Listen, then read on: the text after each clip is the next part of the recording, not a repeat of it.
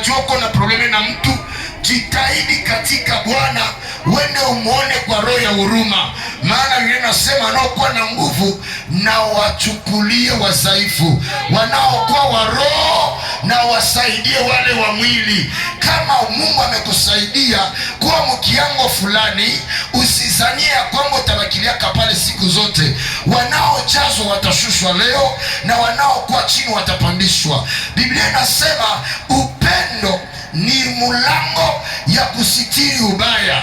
Kila kwenye upendo na kuwaka mabaya haikwake yako. Na mkipenda shetani asipatake nafasi katika kundi yenu, katika nyumba yenu, katika jamaa yenu, katika kazi yenu, katika kanisa lenu, katika kongregasio yenu, mujitahidi kujumbia upendo nyie kwa nyie na kupenda Mungu. Siku mutatoshaka tu upendo, munampatia shetani nafasi.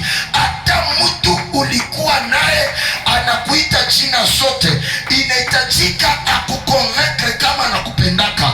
Na nilisema kila upendo ina alama yake, na alama yoyote ni matendo inayotendeka. Mtu yeyote atakayekwambia nakupenda, umwambie matendo